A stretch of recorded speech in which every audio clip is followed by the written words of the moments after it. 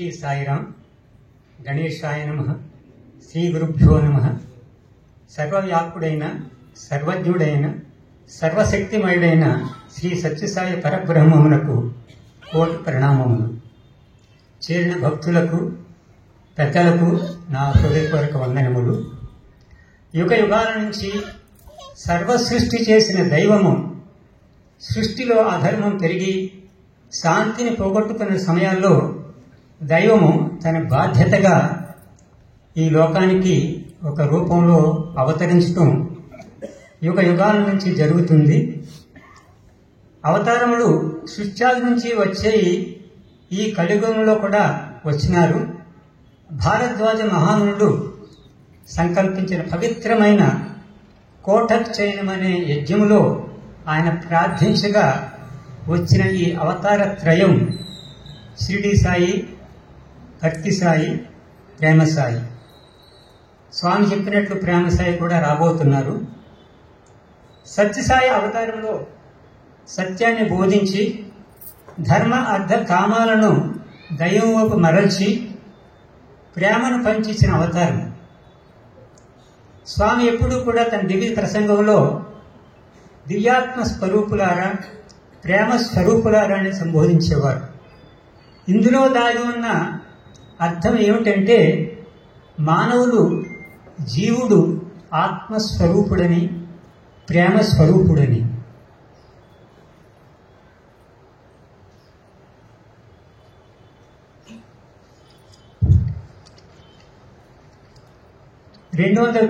సంవత్సరంలో స్వామి ప్రసంగం ఇస్తూ ఈ విధంగా చెప్పారు. ఋషులు, పండితులు, వేదాలు, ఉపనిషత్తులు ప్రబోధించేవి ఏమిటంటే ఆత్మ సచ్చిత్ ఆనంద స్వరూపమని. కానీ స్వామి చెప్పింది ఏమిటంటే నా ఉద్దేశంలో ఆత్మ అంటే రెండే అక్షరాలు, ప్రేమ. ప్రేమే దైవం, దైవం ప్రేమ. దీని ప్రాముఖ్యత ఏమిటంటే ప్రేమను గట్టిగా కలిగి ఉంటే ఏకాత్మ భావం అనేది మనకి తెలుస్తుందని. దైవము ప్రేమ అని అందుకనే అంటుంటారు. దైవం మానుష రూపేణ అని స్వామి చెప్పేవారు. ఇందులో అర్థం ఏమిటంటే దైవం మానుష రూపంలో వస్తారని. అంటే మనం అందరం కూడా దైవం స్వరూపులని. కానీ మన ప్రస్తుత పరిస్థితి చూస్తే ఆనంద స్వరూపుడు, ఆత్మ అంటే సచ్చిత్ ఆనందము, అంటే ఆనంద స్వరూపం. కానీ మనము ఆనంద స్వరూపం అనే భావంతో మనం జీవించట్లు లేదు. దీనికి కారణం ఏమిటంటే ఆ సత్యాన్ని మనం గుర్తించలేదు కాబట్టి. అందుకే స్వామి చెప్తున్నారు, మీరు అందరూ కూడా నేను దేహము, నేను మనసు అని దీనితో ఐక్యమవుతున్నారు. మీరు నేను ఆత్మ అనే భావంతో జీవించలేకపోతున్నారు. ఆ భావంతో జీవిస్తే జీవితం అంతా కూడా ఆనందమయమే అవుతుంది. దీనికి కారణం కూడా స్వామి చెప్పినారు. ఎందుకు మనం నేను ఆత్మస్వరూపుడిని అని జీవించలేకపోతున్నాము? ఈ సత్యాన్ని గుర్తించాలంటే మనసు నిర్మలం అవ్వాలి. కోరికలు ఉన్నాయి, మనసన్ని కోరికలు, ఆలోచనలతో ఉన్నాయి. ఇవి తగ్గించుకోవాలి. మనసు చెలించేది, ఎప్పుడు కూడా ప్రపంచం మీదే ఆలోచిస్తూ ఉంటుంది. అంటే మనసంతా ప్రపంచ విషయాలతో నిండిపోయిందనమాట. స్వామి చెప్పేది వాటిని తగ్గించుకోవాలండి. ఇలా తగ్గించుకోవడం ఎలాగా? మనసుని దైవంతో నింపుకోవాలండి. కానీ మనసుని దైవంతో నింపుకోవాలంటే దైవం నామము, దైవం రూపము కావాలి. దైవానికి రెండు రూపాలు, God is with form and without form. అంటే దైవానికి రూపం ఉంది, రూపం లేదు. రూపం అనేది ఏమిటంటే ఆత్మ, చైతన్య శక్తి. కానీ మనసు ఆత్మ మీద నిలవదు. దీనికి ఎప్పుడు ఏదో ఆకారం కావాలి. అందుకే స్వామి చెప్పారు అవతారాలు వస్తాయని. అవతారాలు అవతరించేది తన భక్తుల కోసమే. అదే ప్రథమోద్దేశం. ఎందుకంటే దైవం తీసుకున్న ఆ ఆకారం రామావతారం కానీ, కృష్ణావతారం కానీ, స్వామి సత్యసాయి అవతారం కానీ ఎంతో సుందరంగా మధురంగా ఉంటాయి. ఆ రూపాన్ని మనం హృదయంలో నిలుపుకుని ఆ దైవం నామాన్ని మనం స్మరిస్తే అప్పుడు స్వామి మన జీవితాన్ని ఆధ్యాత్మిక మార్గంలో తీసుకెళ్తారని. దైవం ఆకారం తీసుకోవడానికి ఎందుకంటే మన మనసుది ఆ ఆకారం మీద మనసు నిలుపుకోగలము అని. ఎందుకంటే సాధనలో స్వామి చెప్పేది ప్రప్రథమంలో నామం రూపం, ఆ రెండు ఉంటే మనసు దాని మీద నిలుస్తుంది. ఆ రెండింటితో మనసుని నింపుకుంటే మనం దైవంతో మనసుని నింపుకున్నట్లని. ఆ తర్వాత స్వామి చెప్పేది ఏ అవతారం అయినా కూడా ఎన్నో ఆదర్శాలను నిరూపిస్తారు. ఆ ఆదర్శాలని మన జీవితంలో మనం పాటిస్తే చాలు. దైవ నామాన్ని స్మరించండి, రూపాన్ని ధ్యానించండి, మీ జీవితంలో స్వామి చెప్పిన ఆదేశాలను అనుసరించుకోండి. ఇలా చేస్తే మీ జీవిత బాధ్యత నేనే వహిస్తాను అని స్వామి చెప్పేది. స్వామి ఒకసారి విద్యార్థులు ఉపాధ్యాయులతో ప్రసంగిస్తూ పరిత్రాణాయ సాధూనాం వినాశాయ చతుష్కృతాం ధర్మ సంస్థాపనార్థాయ సంభవామి యుగే యుగే అని చెప్పి దాన్ని విపులంగా చెప్పినారు.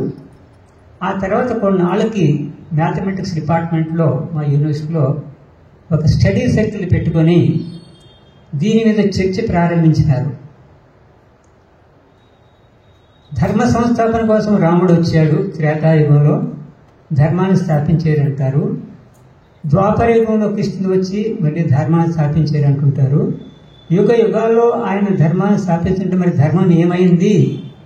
త్రేతాయుగం కంటే ద్వాపరయుగంలో ధర్మం తక్కువని చెప్పేది ఏమిటంటే కృతయుగంలో ధర్మం 4 పాదాలతో నడిచిందని, త్రేతాయుగంలో 3 పాదాలతో నడిచిందని, ద్వాపరయుగంలో 2 పాదాలే అని, కలియుగంలో ధర్మం 1 పాదంతోటే ఉందని. అంటే యుగ యుగాల్లో దైవం అవతరించి ధర్మాన్ని స్థాపిస్తుంటే ఎందుకు ఇలా తగ్గిపోతుంది అని చర్చ చేసుకుని వాళ్ళు ఏం నిర్ణయించుకోలేక తర్వాత అలా ముగించారు స్టడీ సర్కిల్. కాలేజీకి వచ్చారు. ఈవినింగ్ దర్శనంలో స్వామి వాళ్ళ దగ్గరికి వెళ్ళి ఏం చర్చించారు కాలేజీలో అడిగినారట.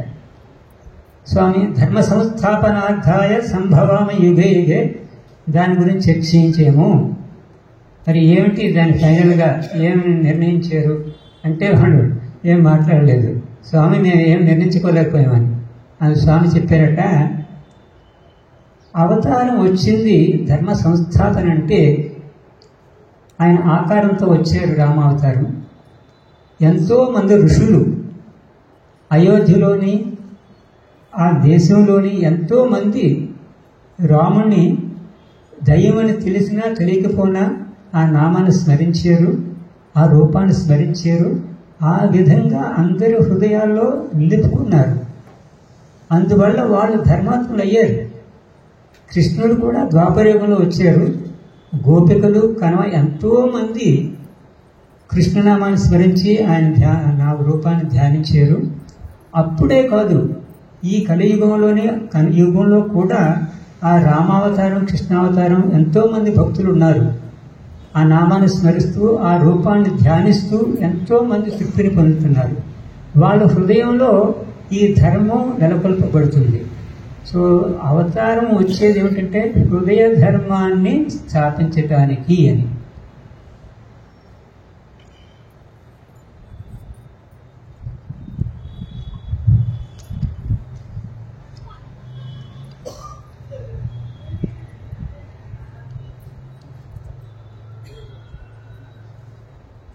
స్వామి ఒకసారి కొడైకెనాల్లో మాకు ప్రసంగిస్తూ ఇలాగా చిన్న గ్రూప్తో మాట్లాడుతూ ఒక ప్రశ్న వేశారు, అవతారం అంటే ఏమిటి అని.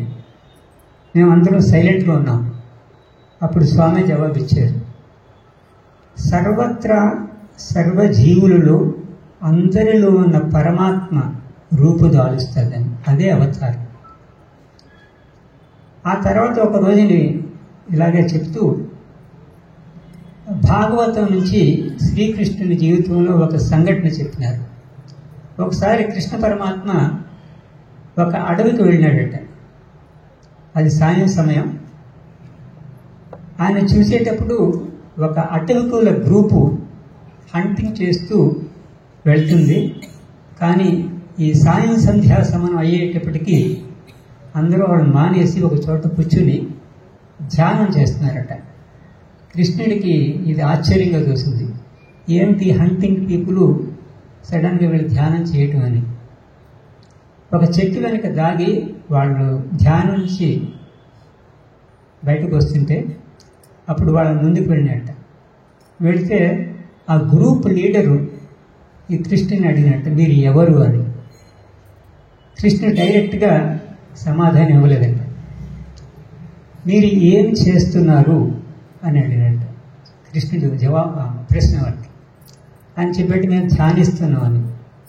దేనిని ధ్యానిస్తున్నారు అని కృష్ణుని మళ్ళీ అడిగితే మేము డివైన్ లైట్ని ధ్యానిస్తున్నాం అని, దివ్యమైన కాంతిని ధ్యానిస్తున్నామని.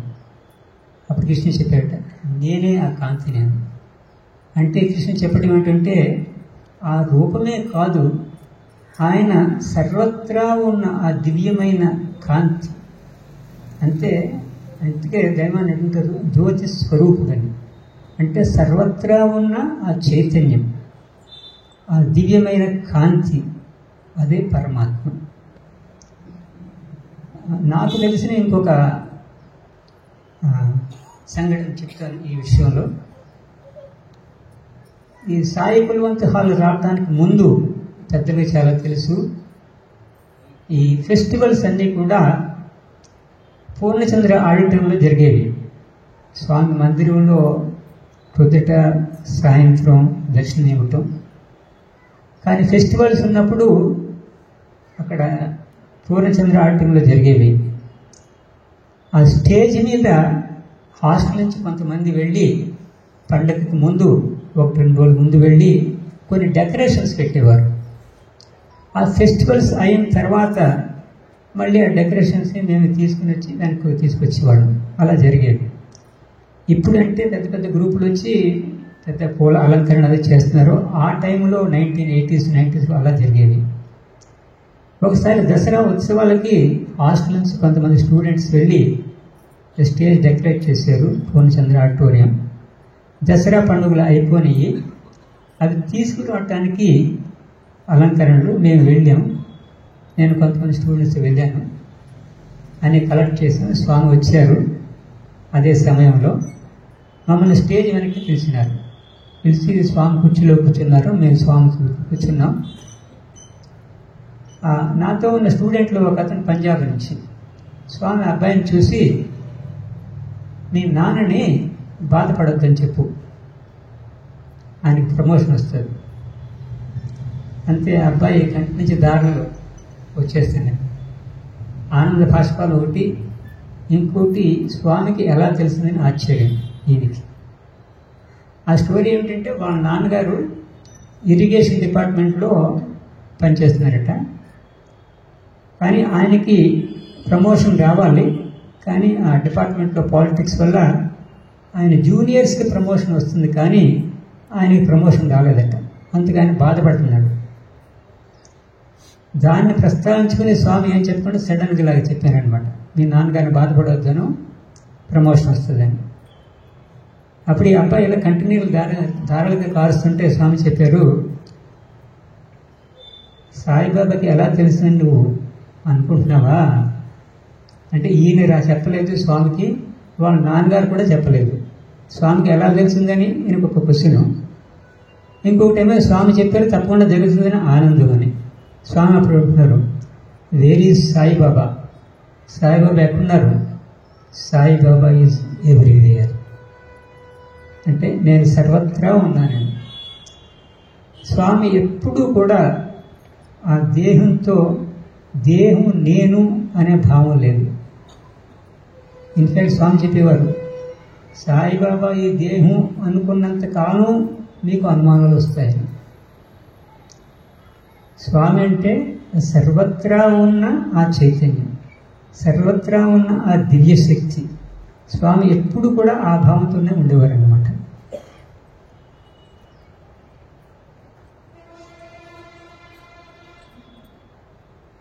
మరి ఆ సర్వత్రా ఉన్న దైవం స్వామి ఆ దేహాన్ని దాల్చడానికి ముందు ఉన్నారు. 1926 నుంచి 2011 వరకు ఆ దేహంతో ఉన్నప్పుడు ఉన్నారు, ఇప్పుడు ఉన్నారు. కానీ ఆ దేహంతో ఉన్నప్పుడు మనం స్వామిని చూడగలిగేవాళ్ళం, స్వామితో మనం మాట్లాడగలిగేవాళ్ళం, స్వామి మనకు జవాబు ఇచ్చేవారు, ఇది ఉండేది. కానీ ఇప్పుడు మనకి ఆ అవకాశం లేదు.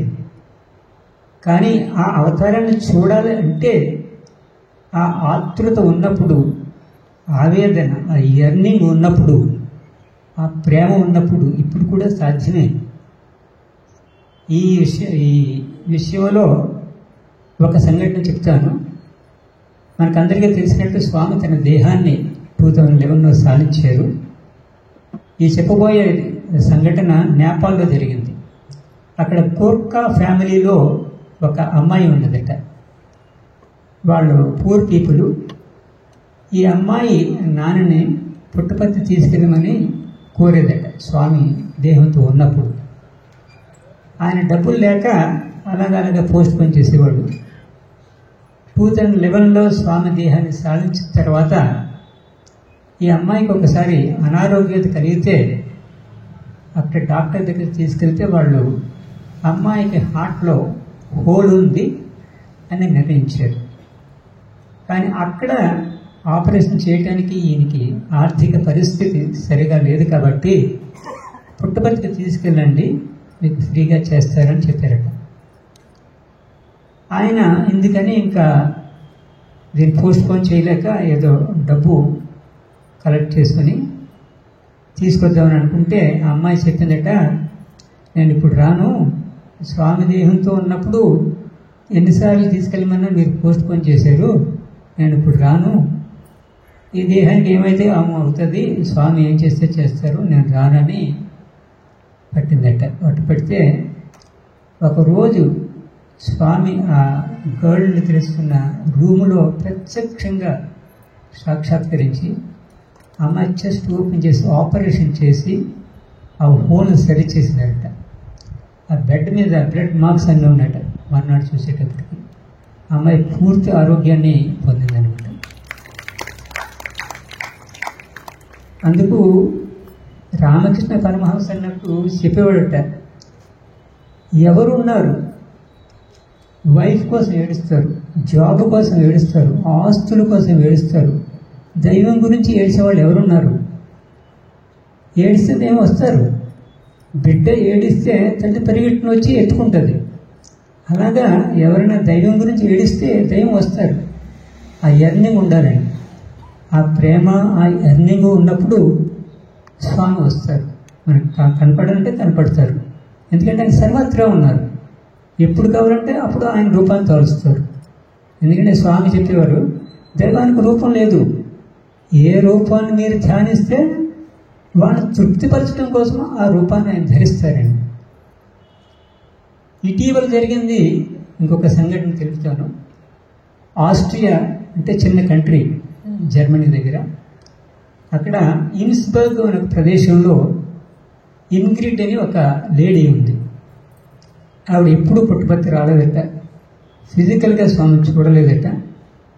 కానీ ఆవిడ ఆంట్ స్వామి దగ్గరికి వచ్చేవారు. ఈ ఆంటు ఆ ఇంగ్రిడ్కి స్వామి ఫోటో ఇచ్చి స్వామి విషయాలు చెప్పిందట.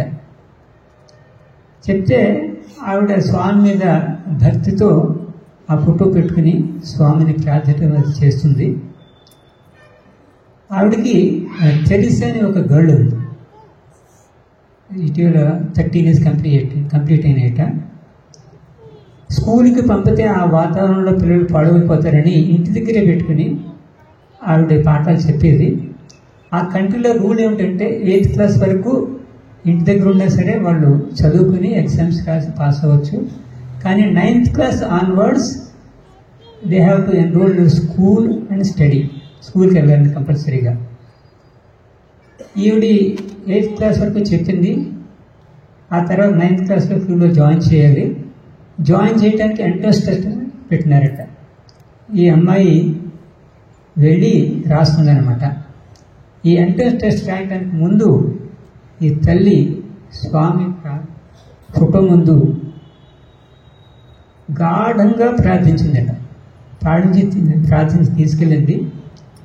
కొన్ని ఎగ్జామ్స్ రాసింది. ఒకరోజు ఎథిక్స్ ఎగ్జామ్.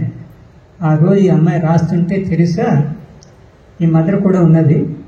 ఆ ఎగ్జామ్ హాల్లో స్వామి ప్రత్యక్షంగా ఉండి ఇలా ప్రచారం చేస్తున్నారు. అంటే వీడికి చెప్పటం అన్నమాట, నేను ఉన్నాను, నేను చూసుకుంటాను అని. అంటే ఎప్పుడూ కూడా స్వామి ఆయన సదా ఉన్నారు. మనం ప్రార్థిస్తే ఆయన ప్రార్థనల్ని హృదయంలో వచ్చినప్పుడు తప్పకుండా ఆన్సర్ చేస్తారు. నేను ప్రారంభంలో చెప్పినట్టు సర్వవ్యాపకుడని, సర్వజ్ఞుడు అని, సర్వశక్తిమయుడు అని. ఆయన సర్వజ్ఞుడు. ఎప్పుడేం జరుగుతుందో తెలుస్తుంటుంది. మన మనసులో ఏమవుతుందో కూడా తెలుస్తుంటుంది. ఒక చిన్న సంఘటన చెప్తాను. కొడైకెనాల్లో ఉండగా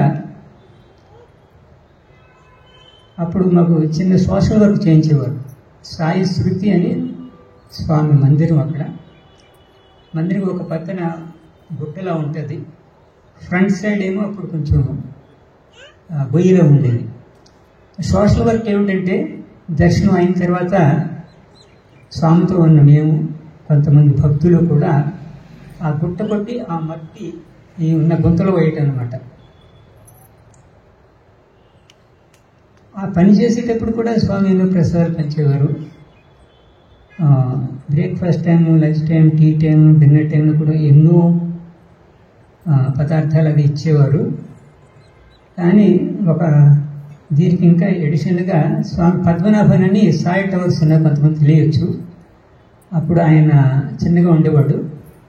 ఆయన ఆ స్వామికి అఫీషియల్ ఫోటోగ్రఫర్. మేము బ్రేక్ఫాస్ట్ అయిన తర్వాత స్వామితో కూర్చున్నాం. ఆయన పద్మనాభన్ గారు టెట్రాపాక్స్ పట్టుకొచ్చారు. ఆ టైంలో అది just 1 or 2 years that the Tetra Paks came to market. ఎంత స్వామి అడిగారు ఎంత అని. స్వామి 2150. అప్పుడు ఎంతో అమౌంట్ అనమాట. నేను స్వామి పక్కన కూర్చొని ఉన్నాను. ఎన్నో స్వీట్స్, ఎన్నో ప్రసాదాలు ఇస్తున్నారు, అది ఎందుకు ఇంత డబ్బు పెట్టి మళ్ళీ స్వామి ఇవన్నీ తెప్పిస్తున్నారని. స్వామికి ఆ థాట్ తెలిసి అంటున్నారనమాట, నన్ను చూసైనా త్యాగం నేర్చుకుంటారని చేస్తున్నారని. అది స్వామి మైండ్ రీడింగ్. ఎవరి మనసులో ఏం జరుగుతుందో అంతా తెలుస్తుంది అనమాట. ఇంకో సంఘటన, స్వామి ఒకసారి మాకు ఇంటర్వ్యూ ఇస్తున్నారు. స్వామి దగ్గర కూర్చున్నాం. అక్కడ స్వామి ముందే కూర్చున్నాను. ఇలా స్వామికి చూస్తుంటే ఇంత హెయిర్ గంభీరంగా కనపడ్డారు. Oh this is the lord of the universe, ఈయనే యూనివర్స్కి లార్డ్, దైవం అనే భావం నాలో కలిగింది. ఇంటర్వ్యూ అయిపోయింది. ఒక్కొక్కళ్ళు స్వామి పాద నమస్కారం చేసుకుని నిలబడుతున్నాం. అలా అందరూ చేసుకుంటారు. అందరూ చేసుకున్న తర్వాత స్వామి డోర్ ఓపెన్ చేస్తారు. అప్పుడు పంపుతారనమాట. నేను నమస్కారం చేసి నిలబడ్డాను. స్వామి పక్కనే నిలబడటం జరిగింది. ఇలా నిలబడితే నా స్వామి ఎత్తు నాకంటే తక్కువగా ఉన్నదనమాట. ఈయనైనా దైవం, ఈయనైనా యూనివర్స్కి లార్డ్ అనే భావం వచ్చిందనమాట. స్వామి నా వంపు చూడకుండా పక్వాన్ని చూసి, దైవాన్ని, మహాత్ములని దేహాన్ని బట్టి నిర్ణయించకూడదు అన్నారు. అంటే నా మనసులో ఏమొచ్చిందో ఆయనకు తెలుసు. నాకు జవాబు చెప్తే నేను తత్తరపడతాను అక్కడ. అందుకు పక్కన ఎంత చెప్తున్నారనమాట. ఎందుకంటే స్వామి ఆయన శక్తి ఇది. అది 5 feet 6 inches ఏదో అంటుంటారు, అందుకంటే తక్కువ. ఆ దేహాన్ని బట్టి నిర్ణయించకూడదు. అదే దివ్యమైన శక్తి. ఆ శక్తి ఆ రూపు ధరించింది అనమాట. ఇంకొక ఎగ్జాంపుల్, ఒకసారి university first vice chancellor Vinayaka Krishna Gokal ఆయన స్వామి దగ్గరికి రావడానికి ముందు థియోసాఫికల్ సొసైటీలో మెంబర్ అట. ఆ థియోసాఫికల్ సొసైటీ ప్రపంచంతో చాలా దేశాల్లో పాల్గొనేవారు ఉన్నారు. వాళ్ళు ఒకసారి బెంగళూరులో కాన్ఫరెన్స్ పెట్టుకున్నారట. దానికి వివిధ దేశాల నుంచి వచ్చారు. ఒక క్రిస్టియన్ గ్రూప్ కూడా వచ్చిందనమాట. వాళ్ళు స్వామిని చూద్దామని వినాయక కృష్ణ గోపాల్ గారు స్వామి చాలా సన్నిహితుడు కాబట్టి కోరితే ఆయన స్వామి పర్మిషన్ తీసుకుని వాళ్ళందరినీ తీసుకొచ్చారనమాట. తీసుకొచ్చి స్వామి పర్మిషన్ ఉంది కాబట్టి స్వామి ఇంటర్వ్యూ రూమ్ ముందు చిన్న వరండా ఉంటుంది, అక్కడ కూర్చోబెట్టారట. ఈ గ్రూప్ లీడరు ఒక క్రిస్టియన్ ప్రీస్ట్. వాళ్ళు ఏమిటంటే, మీరు క్రిస్మస్ సాంగ్ చూసేటప్పుడు అక్కడ నిలబడి ఇలా లీడ్ చేస్తుంటారు ఆ గ్రూప్ని సాంగ్స్. అలాగే నిలబడి వాళ్ళకందరికీ కూడా భక్తి గీతాలు నేర్పినాడు. ఈయనేమో అలా లీడ్ చేస్తున్నాడు, వాళ్ళందరూ పాడుతున్నారు అనమాట. ఇప్పుడు స్వామి ఇంటర్వ్యూ రూమ్ డోర్ ఓపెన్ చేసుకుని వచ్చారు, వీళ్ళు మొదలు పెట్టారు ఈ సాంగ్స్. స్వామి వచ్చి అక్కడ నిలబడి ఇలా ఊరుతున్నారనమాట. అంటే ఆ పాటలు వింటూ దాంతో తాదాత్మ్య భావం పొందుతున్నట్టు స్వామి. అప్పుడు ఈ క్రిస్టియన్ క్రిస్ట్ ఎక్స్పీరియన్స్ ఏమిటంటే, ఆయన సర్వత్రా ఒక దివ్యమైన కాంతి శక్తి సర్వత్రా లిమిట్ లేకుండా స్ప్రెడ్ అయి ఉందట.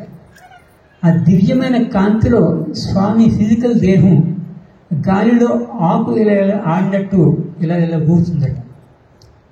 ఆయన ఎక్స్పీరియన్స్ ఏమిటంటే, స్వామి అంటే ఆ సర్వత్రా ఉన్న దివ్యమైన శక్తి అని, ఆ శక్తి ఆ రూపం దాల్చిందని.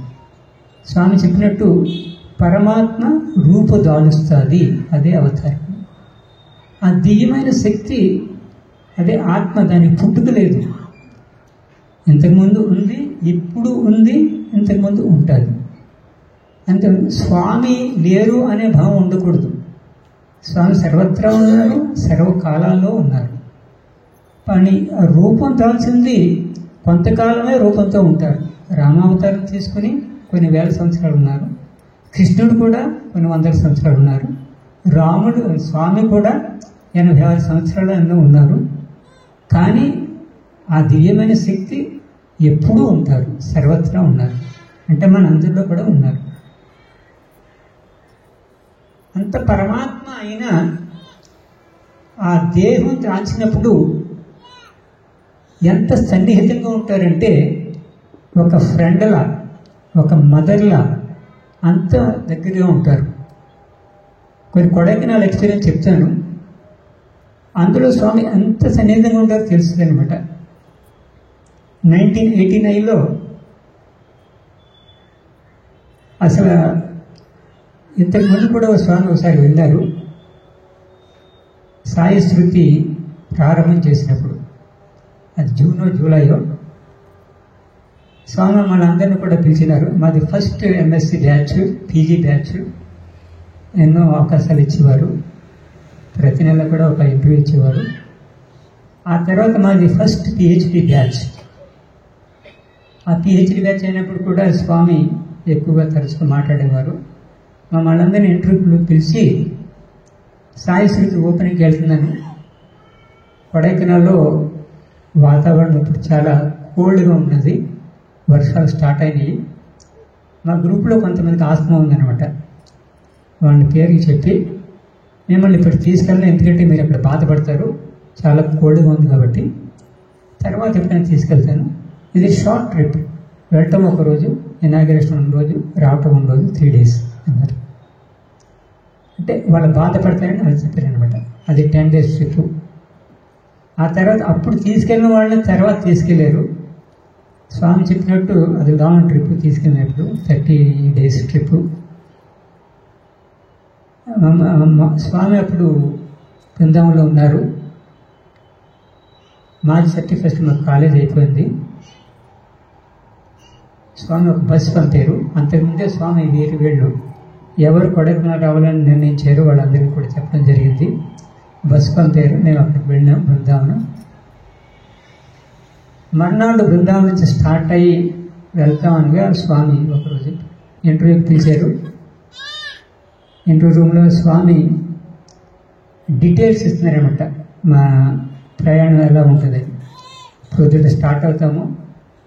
Mysuru university vice chancellor professor Selvi Das ఎన్నాళ్ళ నుంచో ప్రార్థిస్తుంది వాళ్ళ ఇంటికి రావాలని. వాళ్ళ ఇంటికి వెళ్తాము. అక్కడ లంచ్ అయిన తర్వాత మళ్ళీ బయలుదేరి ఊటీ వెళ్తాము. ఊటీలో ఒకటి రోజు ఉండి అప్పటి నుంచి కొడైకెనాల్ వెళ్తామని స్వామి జర్నీ గురించి చెప్తున్నారన్నమాట. ఎందుకంటే మనలో ఒకరిగా తండ్రిలా తల్లిలా ఆ కూతుని తీసుకెళ్ళేటప్పుడు అంత వివరాలు చెప్తున్నారనమాట. నేను దైవం, వీళ్ళు భక్తుడు అనే తారతమ్యం పెద్ద ఉండదు స్వామి చెప్పేటప్పుడు. ఆ రూమ్ కార్నర్లో ఒక బ్లాక్ సూట్ కేసు చూపెట్టి అది ఓపెన్ చేయమన్నారు. అందులో ఫుల్ ఆఫ్ మెడిసిన్స్ అనమాట. అవన్నీ కూడా మెడిసిన్స్. మీరు కొడైకెనాల్లో ఉన్నప్పుడు ఎవరికన్నా అనారోగ్యంగా ఉంటే మందులు వేసుకోవడానికని టిష్యూ రోల్స్ అన్నీ స్వామి అన్నీ అరేంజ్మెంట్ చేస్తారు. ఆ తర్వాత స్టార్ట్ అయ్యాము. ఎర్లీ మార్నింగ్ మైసూరు యూనివర్సిటీ సెల్విదాస్ ఇంటికి వెళ్ళినాము. ఇక్కడ బృందావనంలో బ్రేక్ఫాస్ట్ అని ముందు అక్కడ బ్రేక్ఫాస్ట్ పెట్టారు. మైసూర్ మహారాజా ప్యాలెస్ చూడటానికి, ఆర్ట్ గ్యాలరీ చూడటానికి పంపారు. ఆ తర్వాత లంచ్ తర్వాత స్వామితో స్టార్ట్ అయ్యాం. స్వామి కారులో కొంత దూరం వచ్చి మా బస్సులో కూర్చున్నారు. ఫస్ట్ సీట్లో స్వామి ఇక్కడ కూర్చున్నారు. పక్కన ఇంకొక అబ్బాయి. స్వామి చుట్టూరు మేము కూర్చుని ఉన్నాం. స్వామి అందరికీ లవంగాలు అది ఇచ్చారు, విషయాలు అది మాట్లాడారు. మద్దుమలై ఫారెస్ట్ గెస్ట్ హౌస్ దగ్గరికి వెళ్ళేటప్పటికి అక్కడ కొంతమంది భక్తులు పువ్వులు పళ్ళుతో స్వామికి నిలబడి ఉంటే స్వామి డోర్ ఓపెన్ చేశారు. బస్సులో ఉండగానే వాళ్ళు స్వామికి ఇది అర్పించారు. మేము అనుకుంటున్నామంట వాళ్ళు దైవంగా భావిస్తున్నారు స్వామిని. మేమందరూ కూడా దైవం అని తెలుసు, కానీ ఏదో సన్నిహితంగా భావిస్తున్నారు అనమాట. స్వామి అంత సన్నిహితంగా ఉంటారు. అక్కడ టీ కోసం దిగినాం. టీ అరేంజ్మెంట్ చేశారు. ఆ తర్వాత స్వామి మా బస్సులో కూర్చుని మేమందరం కూర్చున్నాం. ఫారెస్ట్లోకి వెళ్దాము, వైల్డ్ లైఫ్ చూద్దామన్నారు. వచ్చినారు. అక్కడ స్వామి చూపెట్టేవారు. కొండముచ్చి చూడండి, ఆ లేడీని చూడండి. వాటిని చూసి చిన్నపిల్లవాడు చూస్తే ఎంత ఆనందపడతారో అలా స్వామి ఎంతో ఆనందంగా చెప్పారు అనమాట. ఒక చోట 4 ఏనుగులు ఉన్నాయి. ఒక ఏనుగు ఇలాగా పెద్ద ఏనుగు, ఒక ఏనుగు ఇలాగా, ఇంకొక ఏనుగు ఇలాగా యూ షేప్లో అవి గడ్డి మేస్తున్నాయి. ఆ సెంటర్లో ఒక చిన్న ఏనుగు పిల్ల ఉందనమాట. అది కూడా మేస్తుంది. స్వామి చూపెట్టి చూడండి, ఆ 3 ఏనుగులు కూడా పెద్ద ఏనుగులు ఆ చిన్న ఏనుగును రక్షిస్తున్నాయి. వాటికి ఎంత ప్రేమో మనుషులకు కూడా అంత ప్రేమ ఉండదని స్వామి ప్రతి దానిలో కూడా వీలైనప్పుడు కూడా ఏదో చెప్తుంటారు. అదే చెప్పేవారు. నా ప్రతి మాట, ప్రతి యాక్షన్, ప్రతి మూవ్ కూడా మెసేజ్ అది. నేను ఏం చేసినా ఆదర్శం. నాలో స్వార్థం అనేది లేదు. టాప్ టు టో అంతా కూడా నిస్వార్థం. నేను ఏం చేసినా ప్రజల కోసం, భక్తుల కోసం, నా కోసం ఏమి చేయను.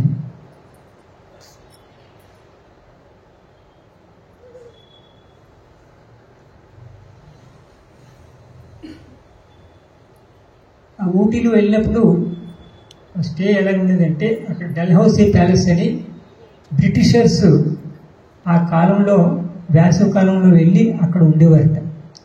ఆ ప్యాలెస్ని డల్హౌసీ ప్యాలెస్ని అది స్వాతంత్రం వచ్చిన తర్వాత స్వామికి ఇచ్చినారనమాట డొనేషన్ టైంలో. అక్కడే స్వామి ప్రైమరీ స్కూల్ కూడా పెట్టి కొన్నాళ్ళు నడిపినారు, కొన్ని సంవత్సరాలు. ఈ కొడైకెనాల్లో వెళుతూ ప్రైమరీ స్కూల్ ఉన్నప్పుడు ఊటీలో స్వామి వెళ్ళి అక్కడ కొన్ని రోజులు ఉండి ఆ స్టూడెంట్స్ అది చూసి వాళ్ళకి కూడా ఈ దర్శన సంభాషణ మహాభాగ్యాన్ని ఇచ్చి అప్పుడు కొడైకెనాల్ వెళ్ళారు అనమాట. 89లో కూడా స్కూల్ జరుగుతుంది, అందుకు అక్కడికి వెళ్ళారు. అక్కడ ఉన్నాము. ఇక్కడ ఒక రూమ్లో స్వామి ఉండేవారు. ఆ పక్క రూమ్లో కొంతమంది స్టూడెంట్స్, ఇంకో 10 రూమ్లో కొంతమంది స్టూడెంట్స్, మేము ఉండేవాళ్ళం. అంత దగ్గరగా ఉండేవారు అనమాట. మన్నాడు పొద్దుట స్వామి ముందు 6:30 ఆ టైంలో స్వామి దగ్గరికి వెళ్ళాం. స్వామి స్వయంగా మమ్మల్ని అందరినీ తీసుకెళ్ళి ఇది డైనింగ్ హాల్, ఇది ఇక్కడ క్లాస్ రూమ్, ఇవన్నీ ఇలా చూపెట్టారు. అన్నీ చూపెట్టి బ్రేక్ఫాస్ట్ అయిన తర్వాత ఎవర్రా నైట్ దొబ్బుతున్నారు అన్నారు. ఇద్దరు చెయ్యి ఎత్తారు. ఇలా సృష్టించి ఇలాగని ట్యాబ్లెట్స్ సృష్టించి వాళ్ళకి ఇచ్చారనమాట. అంత కేర్ తీసుకుంటారనమాట. అక్కడ 2 రోజులు ఉండిన తర్వాత మళ్ళీ కొడైకెనాల్ స్టార్ట్ అయ్యాము. వెళ్ళేటప్పుడు కోయంబత్తూరులో ఒక భక్తుడి ఇంటి దగ్గర లంచ్కి ఆగినాము. అక్కడ ఒక రూమ్లో స్వామి దగ్గర కూర్చుని ఉంటే సడన్గా పవర్ పోయింది. సచ్చిదానమును అని స్వామి భక్తులు ఉండేవారు. ఆయన స్వామి కొడైకెనాల్ వెళ్ళినప్పుడు ప్రతి ఇయర్ కూడా వెళ్ళి అక్కడే ఉండి స్వామికి కావాల్సినవి సేవ చేసేవాడు అనమాట. ఆయన కూడా మాతో వస్తున్నారు. ఊపిరిని స్టార్ట్ అయినప్పుడే ఆ రూమ్లో కూర్చుని ఉన్నాం. స్వామి కూర్చుని కూర్చున్నారు. సడన్గా పవర్ ఆగిపోయింది, ఫ్యాన్ ఆగిపోయింది. ఈయన హ్యాండ్ ఫ్యాన్ విసినికర పట్టుకుని స్వామి విసురుతున్నాడు అనమాట. విసుకుంటే స్వామి ఆయన చూసి ఆ విసినికర తీసుకున్నారు. స్వామి సత్యానందానికి ఎదురు మొదలెట్టారు కాదు. ఆయనేమో స్వామి అపచారం అపచారం అపచారం అంటే అంత క్లోజ్గా ఉండేవారు అనమాట. అందరిని నవ్వించడం అది. అప్పుడు స్వామి ఒకసారి శబరి విషయాలు చెప్తున్నారు. కొంతమంది మా గ్రూప్లో మేము అందరూ కూడా ఇన్స్టిట్యూట్ స్టూడెంట్స్, కొంతమంది టీచర్స్, రీసెర్చ్ స్కాలర్స్, స్కూల్ నుంచి 2-3 ఉన్నారనమాట. ఆయన ఫేస్ క్లీన్గా లేదు. ఒక అబ్బాయి ఆయన మోము చూసి ఏమరా నీకు మోము అలా ఉంది అని ముఖం ఎలా ఉండాలో చెప్తున్నారనమాట. రామాయణం నుంచి శబరి రాముడిని ఫస్ట్ టైం చూడటం, ఆ సంఘటన డిస్క్రైబ్ చేస్తున్నారు స్వామి. ఆ రాముడు లక్ష్మణుడు వస్తుంటే శబరి చూసి ఆ రాముడి ఫేసు దేదీప్యమానంగా ఉందట, పౌర్ణమి నటు చంద్రుడు. అందుకే రాముని శ్రీరామచంద్రుడు అంటారండి స్వామి చెప్తున్నారు. అది ముఖం అలాగా అంత ఎలా ఉండాలిరా, క్లీన్గా పెట్టుకోవాలని. ఆ తర్వాత శబరి పవిత్రత గురించి చెప్తున్నారనమాట. శబరి ఉన్న చోట ఇంకా ఎంతోమంది ఋషులు ఆశ్రమాల్లో ఉన్నారట. వాళ్ళందరూ కూడా తపస్సులు చేస్తున్నారు. రాముడు అలా వస్తుంటే ఈ మహారుషుల దగ్గరికి వెళ్లకుండా డైరెక్ట్గా శబరి ఆశ్రమం ఉన్న ఆశ్రమకి వెళ్ళారట. శబరి ఆశ్రమం వెళ్తే స్వామి చెప్తున్నారంట ఎందుకు వెళ్ళారని. శబరి హృదయ పవిత్రత. కళలో కూడా శబరి పరిణంద చేయలేదు. కళలో కూడా అంత పవిత్రత ఉన్న మూలనే ఋషులందరినీ అలా వదిలేసి డైరెక్ట్గా ఆవిడ ఆశ్రమానికి వెళ్ళారండి. ఆయనకు పేరుండి అంటే హృదయ పవిత్రత. ఎందుకంటే హృదయం మనం చేసే సాధనలన్నీ కూడా హృదయం పవిత్రం అవడానికే. హృదయం పవిత్రం అయితే నీలో ఉన్న డిగ్నిటీ మీకు తెలుస్తుందని అదే స్వామి చెప్పేది. ఇంకా కొడైకెనాల్ డైలీ రొటీన్ ఎలా ఉండేదంటే స్వామి ఫస్ట్ ఫ్లోర్ రూమ్లో ఉండేవారు. 6:30 ఆ టైంకి మేము వెళ్ళి స్వామి రూమ్ ముందుకు వచ్చినవాళ్ళం. డోర్ ఓపెన్ చేసి వచ్చేవారు. 2 నిమిషాలు మాట్లాడి కిందకి వచ్చేవారు. బ్రేక్ఫాస్ట్ అరేంజ్మెంట్స్ అన్నీ అయిన తర్వాత చూసి అప్పుడు పిలిచేవారు, పిల్లలు రండి అని. వస్తే ఆ ప్లేట్స్ దగ్గర మేము నిలబడేవాళ్ళం. కూర్చోండి అనేవారు. కూర్చునేవాళ్ళం. స్వామి టేబుల్ చైర్ ఇలా ఉండేది. ఫుడ్ పెట్టేవారు. స్వామి కొద్దిగా తీసుకొని స్టార్ట్ చేయండి అనేవారు. అప్పుడు బ్రహ్మార్పణం స్టార్ట్ చేసి తినేవాళ్ళం.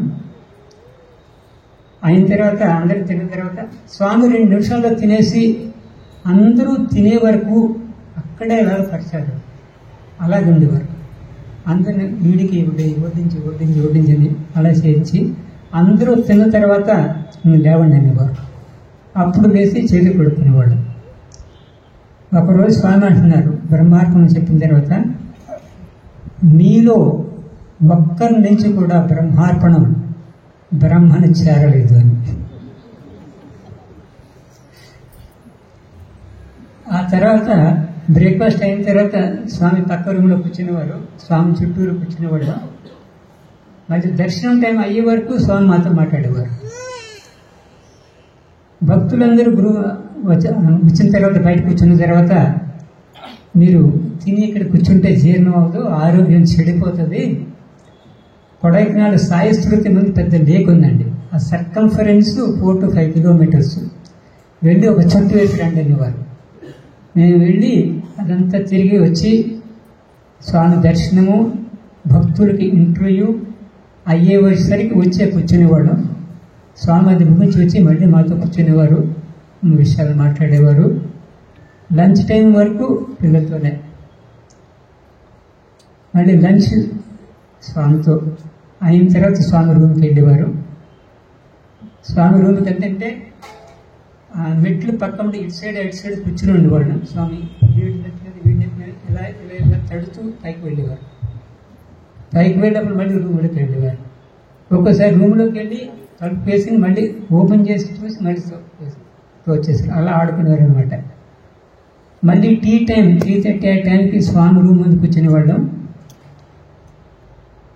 స్వామికి డోర్ తెరిచి చూసి కిందకి వచ్చేవారు. టీ అరేంజ్మెంట్స్ అన్నీ చూసేవారు. అంతా రెడీ అయిన తర్వాత స్వామి అప్పుడు పిలిచేవారు, పిల్లలు రండి. అప్పుడు కిందకి వచ్చేవాళ్ళం. మామూలుగా టీ అయిన తర్వాత మళ్ళీ స్వామితో కూర్చునేవాళ్ళం. స్వామి మాట్లాడేవారు. భజన టైం వరకు ఇలా మాట్లాడేవారు. అప్పుడు భజన హాల్కి వెళ్ళేవాళ్ళం. మేము కూడా స్వామితో భజన చేసేవాళ్ళం. భజన తర్వాత మళ్ళీ స్వామితో కూర్చోవటం, స్వామి ఏదో విషయాలు చెప్పేవారు.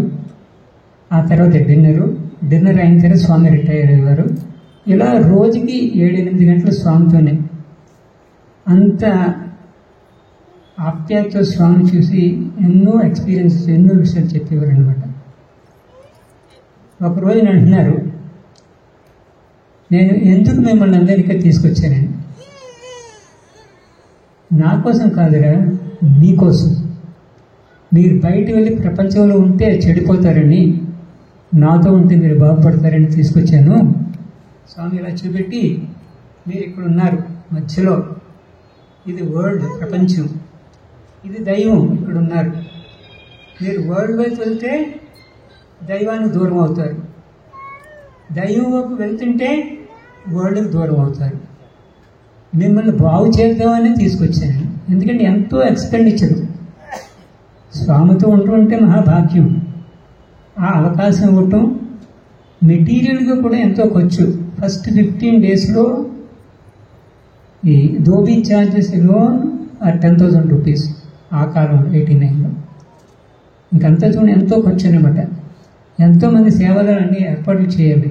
ఇవన్నీ చేసి ఇంతమందిని తీసుకెళ్ళి చూపెట్టింది ఏంటంటే స్వామితో ఉండే మహాభాగ్యం కల్పించటం, ఆ విధంగా స్వామి ప్రేమను మనపై కురిపించటం అన్నమాట.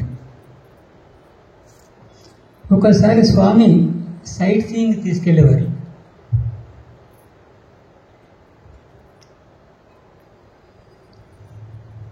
కొన్ని ప్రదేశానికి స్వామి మమ్మల్ని పంపేవారు. మేము స్వామిని రామని కోరితే కొన్నిసార్లు వచ్చేవారు. ఒకసారి రాధాకృష్ణ గారు, మీకు కొంతమంది తెలుసుండొచ్చు, ఇంతకుముందు స్వామి రూమ్లో ఉండి స్వామికి అన్ని సేవ చేసేవారు రాధాకృష్ణ గారు అని. అప్పుడు ఆయన ఉన్నారు. స్వామి ఒక ఫారెస్ట్లో మంచి సైట్ ఉంది, ఫోటోలు తీసుకోవడం చాలా బాగుంటుంది అని చెప్తే వెళ్దామన్నారు. ఎందుకంటే మనకి ఆనందాన్ని ఇవ్వటానికి ఆయన ఎంత శ్రమైనా తీసుకుంటారనమాట. వెళ్ళాము. స్వామి కొంత దూరం మా బస్సులో వచ్చారు. ఒక చోట దిగినారు. అక్కడి నుంచి ఫారెస్ట్లో నడవాలన్నమాట. స్వామికి నడిచినారు. అక్కడి నుంచి ఒక స్లోప్ ఏరియా, అక్కడ నిలబడితే వెనక అంతా కూడా లోయ అన్నమాట. ఆ ఫోటో తీస్తే మన హైట్లో వెనకాల మేఘాలు ఉన్నట్టు వస్తారు అక్కడికి. అక్కడ స్వామి అంత దూరం దిగారు. ఆ ఫొటోస్ తీసిన తర్వాత పైకి వెళ్తున్నాను అనమాట. పైకి స్వామి కష్టమయ్యి ఇటు సైడ్ ఒక చేయి పట్టుకుని సపోర్ట్ ఇస్తే అంతా నడిచాడనమాట. ఎందుకంటే మనకి ఆనందాన్ని ఇవ్వటానికి ఆయన అంత శ్రమైనా తీసుకుంటారనమాట. ఆ ప్రదేశంలో వచ్చి అక్కడ ఫోటో ఇవ్వటం అనమాట. వచ్చిన తర్వాత రాధాకృష్ణ స్వామి, సారీ స్వామి, ఫోటోల కోసం మీకు ఎంతో శ్రమ పెట్టాం, మా గురించి మీరు ఎంతో నడిచినారండి. స్వామి ఏమి లేదు, మీరు ఆనందంగా ఉంటే అదే చూడండి. ఇంకొకసారి సిల్వర్ క్యాస్కేడ్ అనే ఒక చోట కొండ నుంచి వాటర్ పడుతుంటుంది అనమాట. అది తెల్లగా ఉంటుంది, సిల్వర్ క్యాస్కేడ్ అనుకుంటారు. అక్కడికి వెళ్ళమన్నారు స్వామి. మేము వెళ్ళిన తర్వాత స్వామి కారులో వచ్చారు. మేము అక్కడ చూస్తున్నప్పుడు వచ్చి మళ్ళీ వెనకాల తిరిగి వచ్చేటప్పుడు మా బస్సులో స్వామి కూర్చున్నారు. ఆ ట్రిప్లో ప్రొఫెసర్ అనిల్ కుమార్ గారు కూడా ఉన్నారు. అదే ఆయన అప్పటి వరకు స్టేట్ ప్రెసిడెంట్గా ఉండి బయట ఉన్న అప్పుడే స్వామికి సన్నిధిగా రావటం అనమాట క్లోజ్గా. ఆయనకి స్వామి ఎంబీబీఎస్ గురించి చెప్తున్నాడు అనమాట. ఈయన ఎంబీబీఎస్ స్టూడెంట్స్కి ఎంట్రన్స్ టెస్ట్కి ఆయన కోచింగ్ అది ఇచ్చేవాడు అక్కడ గుంటూరులో. నేను అనుకోవటం ఇంటర్మీడియట్ కదంటే బీఎస్సీ అయిన తర్వాత ఎంబీబీఎస్కి అయితే మంచిది అని స్వామి చెప్తున్నాడట. చెప్పి వాళ్ళు డెడ్ బాడీ నెలకొస్తారని చెప్తున్నారు తమాషా చేస్తూ. స్వామి ఒక రింగ్ సృష్టించి అనిల్ కుమార్కి ఇచ్చారనమాట.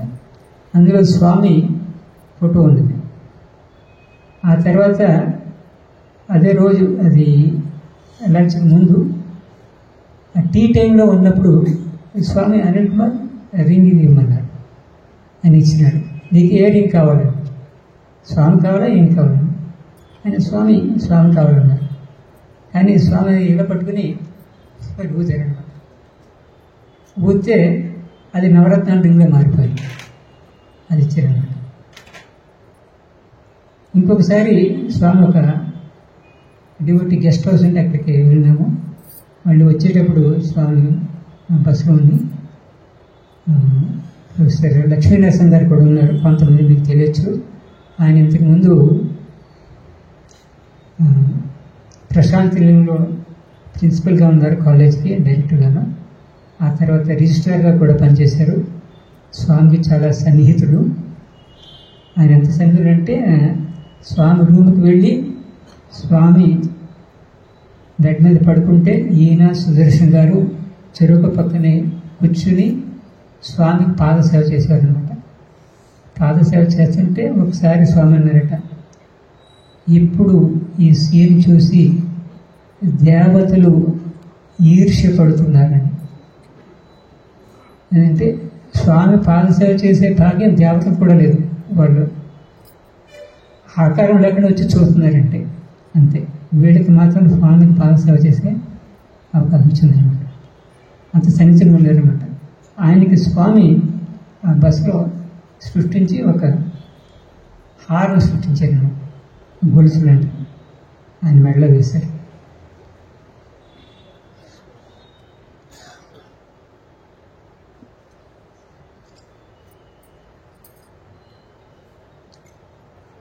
అప్పుడు స్వామితో నేను కూర్చున్నప్పుడు బ్రేక్ఫాస్ట్ తర్వాత, లంచ్ ముందు, టీ తర్వాత, డిన్నర్ ముందు 4 సార్లు స్వామితో కూర్చోవటం, స్వామి మాట్లాడటం. స్వామి ఎన్నో విషయాలు చెప్పేవారు.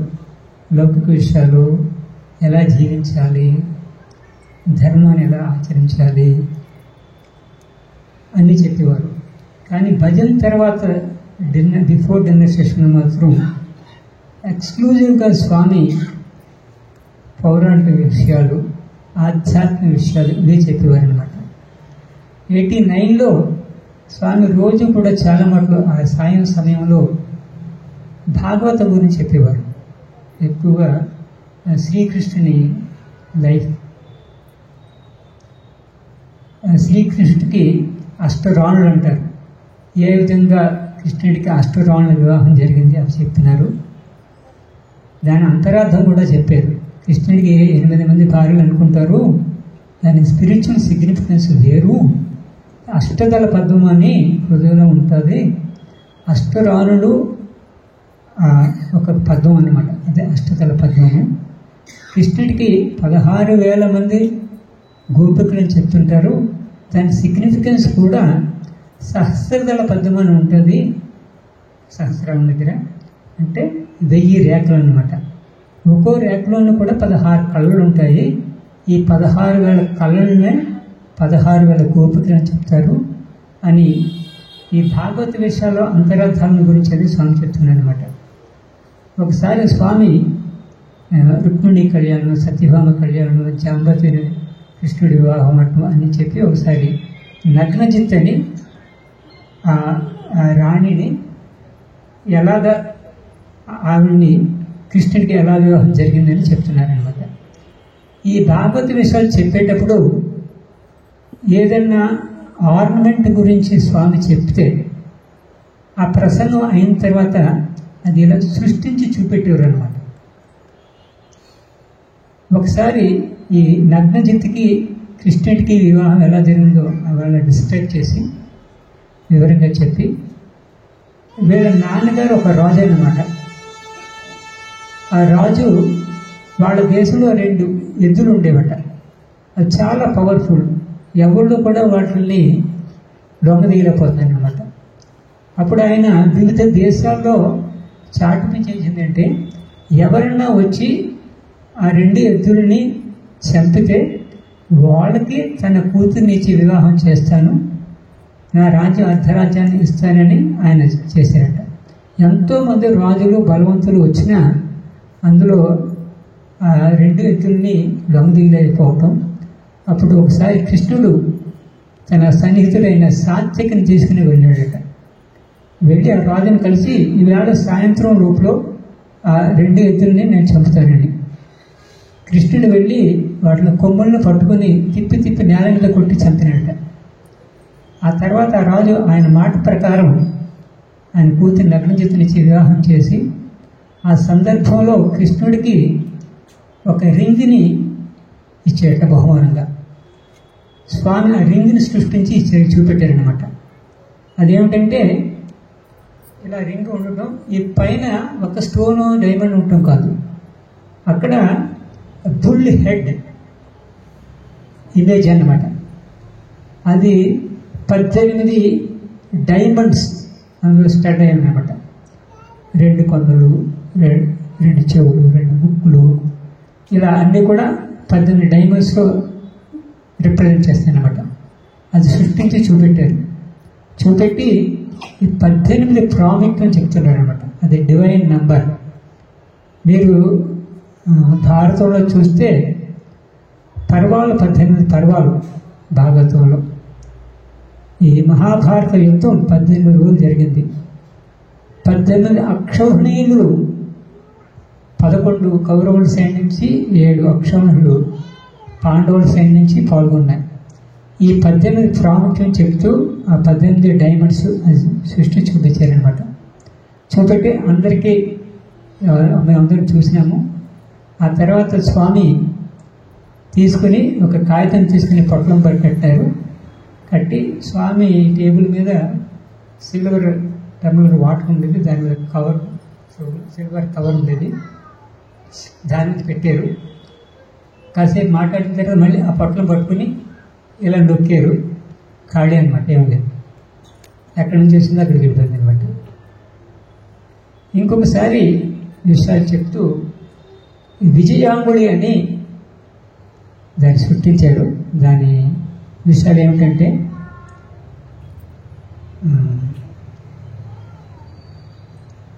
కంసుడు వాళ్ళ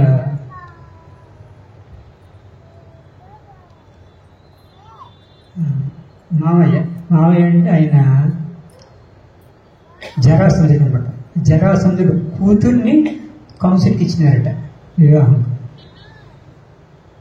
జరాసంధుడు ఒకసారి అశ్వమేధయాగం చేసి, ఆ సందర్భం అశ్వమేధం అంటే ఒక పార్ట్ ఆఫ్ దట్ యజ్ఞం ఏమిటంటే, ఒక మంచి సుగుణాలు కలిగిన అశ్వానికి పూజ చేసి దాన్ని వదులుతారనమాట.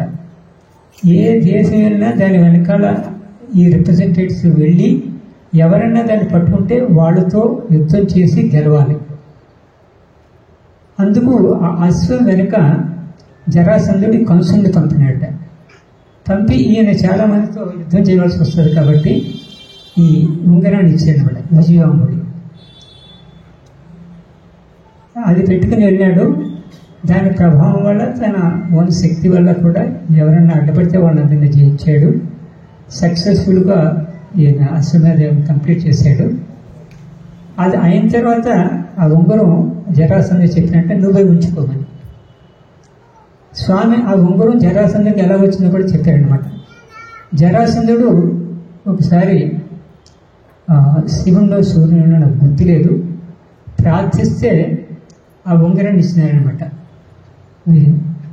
వచ్చి దానివల్ల ప్రభావం ఏమిటంటే అది ధరించి ఎవరన్నా యుద్ధంలోకి వెళ్తే వాళ్ళకి జయం వస్తుందని. అందుకే విజయాంగుడి అని అది స్వామి సృష్టించి చూపెట్టారనమాట. అది గ్రీన్ స్టోన్, బిగ్ స్టోన్, మామూలు రింగు. అది స్వామి బొట్టలోకి ఎలా అనుకుంటే లూజ్గా వచ్చేస్తుంది అనమాట. అప్పుడు స్వామి ఫిజికల్ స్టేచర్డ్ త్రేతాయుగంలో ఎలా ఉండేది, ద్వాపరంలో ఎలా ఉండేది, ఇప్పుడు ఎలా ఉందో చెప్తున్నారనమాట. త్రేతాయుగంలో 9 feet కామన్ అట. రాముడు 9 feet, ఆజానుబాహుడు అనమాట. 8 feet 9 feet కామన్ హైట్. ద్వాపర యుగంలో 7 feet కామన్ అట. జరాసంధుడు కూడా చాలా హెఫ్టీ అనమాట. జరాసంధుడు, ఈ కంసుడు కూడా. అందుకే వాడు కూడా చాలా లూజ్ అనమాట. ఇప్పుడు మనకి స్వామి చాలా లూజ్ అయ్యింది. ఇప్పుడు 6 feet అయితేనే టాల్ అంటాం మనం. ఇంకొకసారి స్వామి రేవతికి బలరాముడికి కళ్యాణం ఎలా జరిగిందో చెప్పినారనమాట. రేవతి తండ్రి ఒక రాజు అన్నమాట. ఒకసారి వాళ్ళ విరోధులు, ఎనిమీస్ ఈయన మీద దండెత్తి రావటం, అందులో ఆయన ఓడిపోవటం వల్ల ఆయన దేశాన్ని వదిలేసి అడవికి వెళ్ళిపోయారనమాట. వెళ్ళిపోయి అక్కడ బ్రహ్మను గురించి ఆయన తపస్సు చేశాడట. బ్రహ్మ ప్రత్యక్షం అయ్యి నీకేం కావాలో కోరుకోమనట. అప్పుడు ఈయన నాకేమీ అక్కలేదు, ఈయనకి ఒక్కళ్ళే సంతానం అన్నమాట, ఒక గర్ల్. నా కూతురు రేవతి భవిష్యత్తు బాగా ఉండేది చూడు, అది చాలన్నట్టు. అప్పుడు బ్రహ్మ ఒక మెడాలియన్ సృష్టించి ఆయనకి ఇచ్చేదన్నమాట.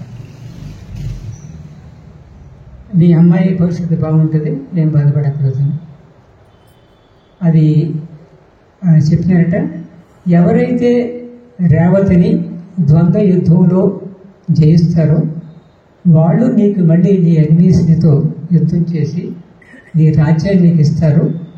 వాళ్ళకి రేవతిని నువ్వు ఈ వివాహాన్ని. అందుకు ఈయన ఇంకా మగ సంతానం లేదు కాబట్టి రేవతికి మగవాళ్ళ డ్రెస్ చేసేవాడట. సాందీపని దగ్గర మీకు తెలిసినట్టు కృష్ణుడు బలరాముడు విద్య నేర్చుకున్నారు. ఆయన వేదాలు వేదాంగాలు అన్నీ చెప్పడం కాకుండా యుద్ధానికి సంబంధించిన ఆర్ట్స్లో కూడా ఆయన తరబిది ఇచ్చేవారట. అదే ప్రాముఖ్యం. రేవతిని కూడా ఈయన ఆయన దగ్గరికి తీసుకెళ్ళి విద్య అభ్యాసం చేయించారు. రేవతి మేజ్ ఫైట్లో చాలా నిష్ణాత కలిగింది అన్నమాట. ఒకసారి ఈ సందీపండు ఒక ఎగ్జిబిషన్ పెట్టారనమాట. అందులో ఆయన విద్యార్థులు అందరూ కూడా వాళ్ళ నైపుణ్యాన్ని చూపించడం అన్నమాట, ప్రదర్శన. అన్ని ఫైటింగ్ జరిగినాయి వీళ్ళ విద్యార్థుల మధ్య. రేవతి కూడా ఫైట్ చేసింది కన్న విద్యార్థులతో. మేజ్ ఫైట్లో రేవతి చాలా ప్రావీణ్యత అన్నమాట, అందరినీ ఓడించింది. ఆ తర్వాత బలరాముడు వచ్చాడట. బలరాముడికి రేవతికి మేజ్ ఫైట్ అనమాట. అందులో బలరాముడు రేవతిని ఓడించాడు. ఆ ఎగ్జిబిషన్ అయిన తర్వాత ఈయన వచ్చి, రేవతి ఫాదరు నాకు బ్రహ్మదేవుడు ఇలా చెప్పాడు, అందుకు మీరు రేవతిని భార్యగా తీసుకోవాలని చెప్తే, అప్పుడు కృష్ణుడు బలరాముడు వెళ్ళి వీళ్ళ విరోధులతో యుద్ధం చేసి వాళ్ళని ఓడించి ఆ రాజ్యాన్ని మళ్ళీ రేవతి ఫాదర్కి ఇచ్చారట. ఆ తర్వాత రేవతికి బలరాముడికి వివాహం జరిగింది.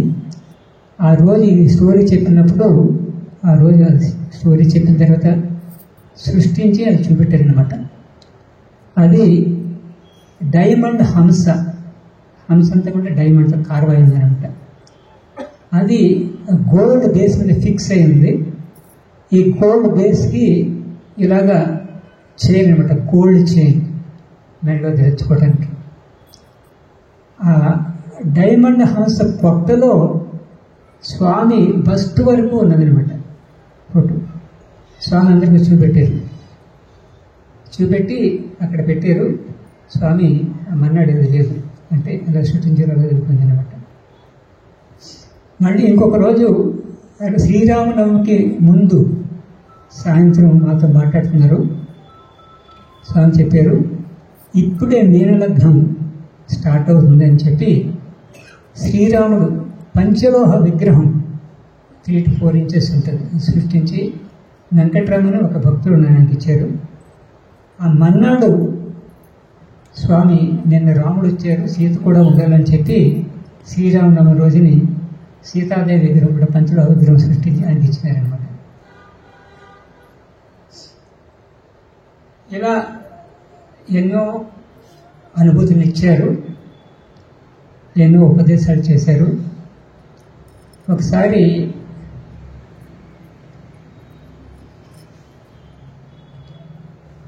స్టూడెంట్స్ టీచర్స్ స్వామి క్వశ్చన్స్ అడిగేవారు.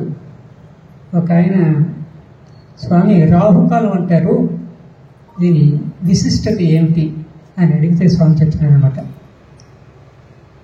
సూర్యుడి నుంచి కిరణాలు భూమికి వస్తుంటాయి, కానీ ప్రతిరోజు కూడా 1 గంటలో ఆ సూర్యుని వచ్చే కిరణాల్లో కొంత పాయిజనస్ సెల్స్ ఉంటాయి, పాయిజనస్ ఎలిమెంట్స్. దాని ప్రభావం వల్ల ఆ సమయంలో ఏదైనా పని ప్రారంభిస్తే విరుద్ధమైన ఫలితాలు వస్తాయి. అది రాహుకాలం. అది గంట అయినా అది ఏ టైంలో వస్తుందని స్పెసిఫై చేయడం కష్టం వల్ల 1.5 hours ఫిక్స్ చేశారనమాట. 1.5 hours మండే 7:30 to 9 అని అలా చెప్తాను, సాటర్డే 9 to 10:30 అని. ఆ 1:30 టైంలో 1 hour యాక్చువల్ ఉంటుంది అనమాట. అది అందుకే స్వామి చెప్పి, స్వామి కూడా ఎలా ఆచరిస్తారో ఎగ్జాంపుల్ చెప్తున్నాను. 30 days ట్రిప్ అయిపోయింది. ఒక సోమవారం రోజు మేము బయలుదేరి వెనక వస్తున్నాం. బ్రేక్ఫాస్ట్ అయిపోయింది, ఇంకా 9 అవ్వలేదన్నమాట. మేమందరం రెడీగా ఉన్నాం, నిలబడి ఉన్నాం. 19 VIPs ఉన్నారు. స్వామి 9 గంటలు అయ్యే వరకు కూడా ఇలా ప్రచారం చేస్తూ వెయిట్ చేశారన్నమాట. 9 గంటలు అయిన తర్వాత స్వామి మీ దగ్గర లోడ్ చేయమన్నారు, కార్లో వేసాము. ఆ తర్వాత స్టార్ట్ అయ్యి బయలుదేరి వచ్చిందన్నమాట. ఆ తర్వాత వచ్చేటప్పుడు ఉడుగులపేట ఒక ఉడుగులపేట, అక్కడ ఒక భక్తుని ఇంట్లో స్వామికి లంచ్ అరేంజ్మెంట్ చేశారు. అక్కడి నుంచి బయలుదేరి వస్తుంటే మధ్యలో స్వామి 3-4 చోట్ల సత్యసాయి మందిరాన్ని ప్రారంభోత్సవం చేశారు స్వయంగా. ఒక చోట కుప్పనాకనపాలెం అని అక్కడ స్వామి మందిరం స్వామి ఓపెన్ చేశారు, ప్రారంభోత్సవం చేశారు. కొంచెం దూరంలో స్వామికి పబ్లిక్ మీటింగ్ అరేంజ్ చేశారు. అక్కడ భక్తులందరూ ఉన్నారు. ఇక్కడ ప్రారంభోత్సవం చేసి స్వామి తొందరగా ఇక్కడికి వచ్చేసారనమాట. కానీ వాళ్ళు అక్కడ భక్తులు అందరూ కూడా దేవీ విగ్రహ ప్రతిష్ఠ కూడా స్వామి చేత చేద్దామని దేవీ విగ్రహాన్ని పెద్ద విగ్రహాన్ని పెట్టారట. స్వామి తొందరగా అక్కడ మందిరం ఓపెన్ చేసి వచ్చేసారు. ఈ పబ్లిక్ మీటింగ్ దగ్గర దర్శనం ఇచ్చారు. స్వామి కారులోకి ఎక్కబోతుంటే వాళ్ళు వచ్చి, స్వామి దేవి దగ్గర ప్రతిష్ఠ కూడా దేని అంటే అయిపోయింది అన్నారట. వాళ్ళు వెళ్ళి చూస్తే దేవి విగ్రహం 10 మంది ఉంటే కానీ లేవటం కష్టమయ్యేది. ఎక్కడ ప్రతిష్ఠ చేయాలో అక్కడ ఉండింది. పసుపు కుంకుమ అటువంటి లీవ్స్ అన్నీ ఉండి ప్రతిష్ఠ జరిగినట్టు ఉన్నదన్నమాట. అంతే అలా చేశారన్నమాట. వాళ్ళు కృతజ్ఞతతో మర్నాడు ఊటీ వచ్చి స్వామికి కృతజ్ఞత చెప్పుకోవడానికి వచ్చారనమాట. స్వామి మర్నాడు మాతో చెప్తున్నారు. అంత ఉంటాయన్నమాట స్వామి లీలలు. ఆ కుప్పనాకనపాలెం నుంచి స్టార్ట్ అయిన తర్వాత 10 minutes తర్వాత వస్తుంటే కుండపోతల్లో వర్షం కురిసింది. స్వామి కారు ముందుంది, మా బస్సు వెనకాల ఉంది. స్వామి కారుని కూడా మేము సరిగ్గా చూడలేకపోతున్నాం, అంత ఎక్కువగా వర్షం కురిసింది. దారిలో మెట్టూరు అనే ప్రదేశం కూడా వచ్చాం. అక్కడ కూడా స్వామి ఒక పబ్లిక్ మీటింగ్లో మాట్లాడాలని అరేంజ్ చేశారట. స్వామి మనం డైరెక్ట్గా ఊటీ వెళ్ళమన్నారు. ఆ మెట్టూరులో కూడా చాలా వర్షం వచ్చి రోడ్ పక్కనప్పుడు కూడా ఎంతో వర్షం పారింది. కానీ స్వామి వెళ్ళి అక్కడ పబ్లిక్ మీటింగ్ దగ్గర టెంట్స్ వేస్తే అక్కడ ఉంచి దర్శనమిచ్చారు. ఆ ప్రదేశంలో మాత్రం వర్షం కుదరలేదట, చుట్టూరు కూడా వర్షం కురిసింది. స్వామి చెప్తున్నారు, ఇలా ఉంటాయిరా స్వామి లీలలోని. ఆయన ఏమైనా చేయగలరు అనమాట, తలచినంత.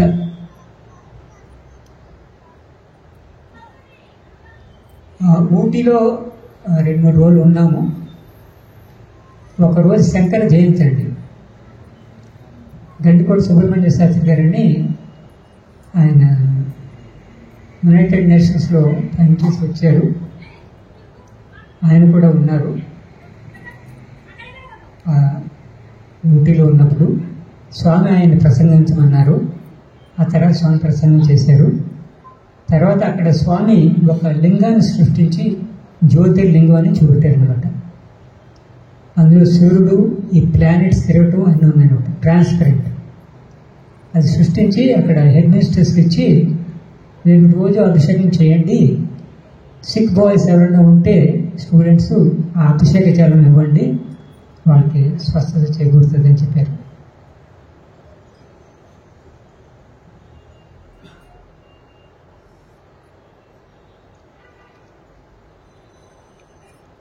ఇది అంతా అయిన తర్వాత స్వామి ఒక రోజుకి ముందు బయలుదేరి వచ్చేస్తుండగా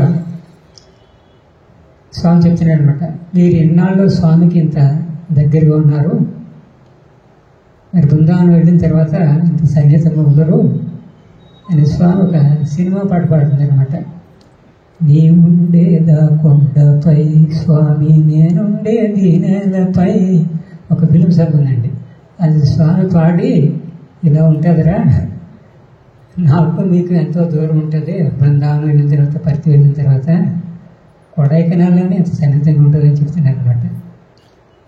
ఇంకొకసారి ఇది 1997లో 20 days ట్రిప్ అయిన తర్వాత మర్నాడు బయలుదేరి వస్తాం అనుకుంటా. స్వామితో కూర్చుని ఉన్నాం. కొంతమంది లేడీస్ కూర్చుని ఉన్నారు భక్తులు. అందరూ కూడా బాధపడుతున్నారు, ఎందుకంటే ఈ పవిత్ర క్షణాలు ముగియబోతున్నాయని. లేడీస్ కొంతమంది ఏడుస్తున్నారు. ఏడుస్తుంటే స్వామి చెప్తున్నారు అనమాట, ఫిజికల్గా స్వామికి దగ్గరగా ఉండటం అనంతంగా జరగదు, ఎందుకంటే ఎప్పుడొకప్పుడు స్టాప్ అవుతుంది.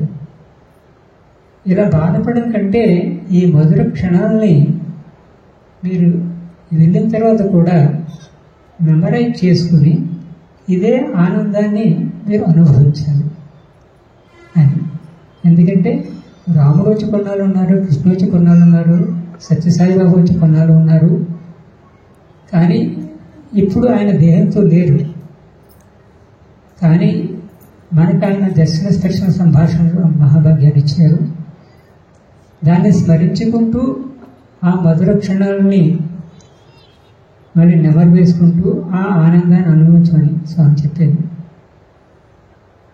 నామస్మరణ, స్వామి రూపాన్ని ధ్యానించటం, ఆ స్వామి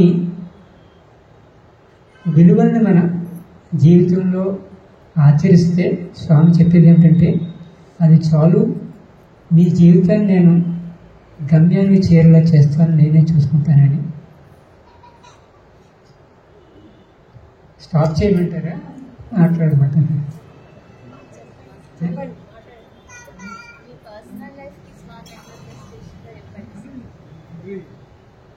ఈ నామస్మరణ, దైవం రూపం స్మరించటం, విలువలను ఆచరించడం, ఈ 3 విషయాలు కొంచెం చెప్పి ముగిస్తాను.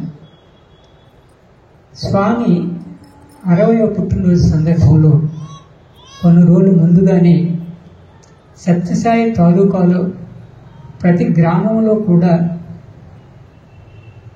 ఆల్రెడీ టెంపుల్స్ ఉంటే వాటిని పునరుద్ధరించారు, మోడిఫై చేశారు.